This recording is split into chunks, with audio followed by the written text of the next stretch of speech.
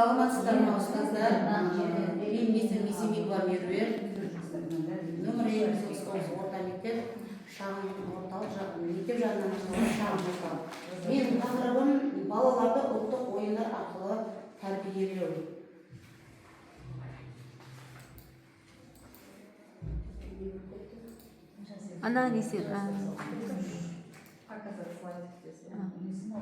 Кіріспе ұлттық ойындардың маңызы, ұлттық ойындардың тәрбиелік және дамытылық мәні, білім беру үдерісінде ұлттық ойындарды қолдану, ұлттық ойын түрлеріне қысқаша сипаттама және қорытынды. Кіріспе бүгінгі таңда ұлттық құндылықтарды сақтау мен оны жас ұрпақтың бойына сіңіру маңызды міндеттердің бірі. Сол құндылықтардың бірі қазақтың ұлттық ойындары. Ұлттық ойындар ата-бабамыздан қалған мәдени мұра, жас ұрпақты тәрбиелеудің тиімді құралы. Ұлттық ойындардың оқу әдісінде және ұйымдастырылған оқу қызметінде қалыптастыру, дене рухани дамуын қамтамасыз ету, салт-дәстүрге құрметпен қарайтын жан-жақты дамытуға тәрбиелеу. Ұлттық ойындар баланың дене дамуын, ойлау қабілетін, шапшаңдығын, тапқырлығын арттыратын ғана қоймай, адамгершілікке, ұйымшылдыққа, әділдікке тәрбиелейді.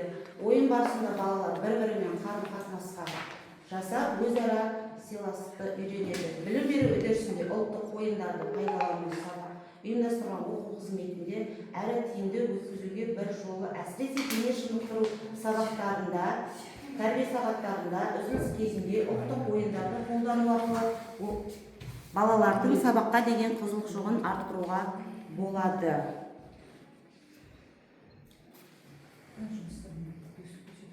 Ұлттық ойындардың тәрбиелік және дамытушылық мәні.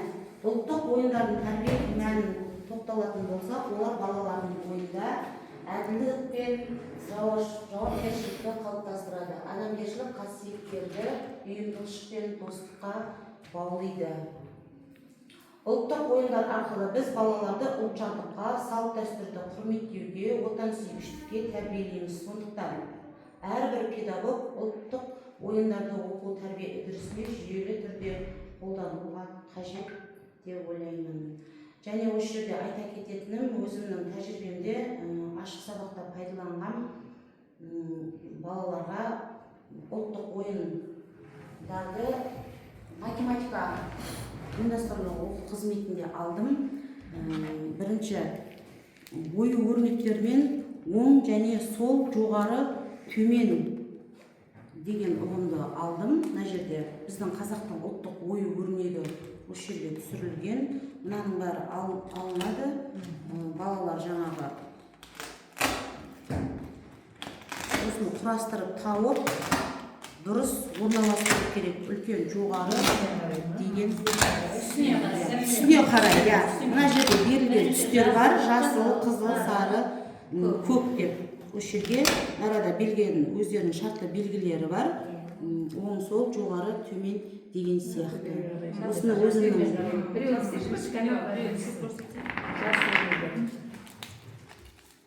мысалы, ана оюды жасылды былай қараса, ананы жоғары қарайды. Мына жерде жасыл түс берілген. Былай қарайды. Солға қарайды. Солға қарайды. Бала осылайдан жабыстырады. Қызыл жоғары.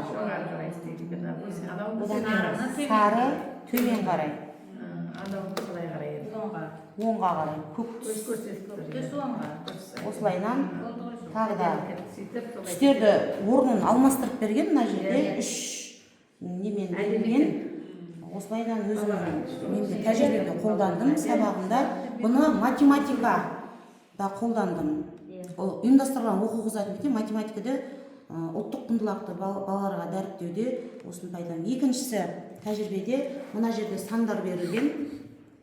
1, 4 және 3 деп, осылай 2, 5 деп, вау арқылы бала асықты өткізеді. Мына жерде бір саны берілсе, енді бізде математика ғой енді.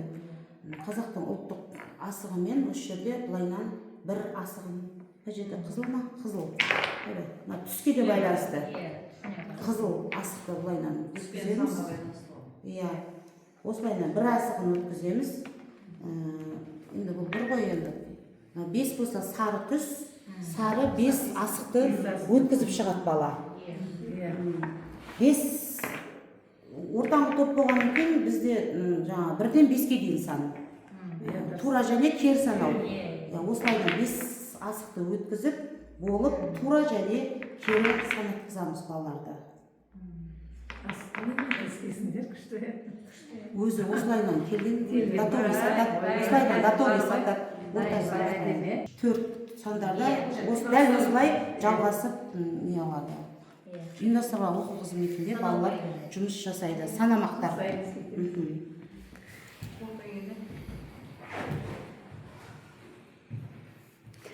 Ұлттық ойынның негізі ұлттық ойын деген күрделі тақырып деп ойлаймын өзім. Қамти берсең барлық нәрсе қамтуға болады.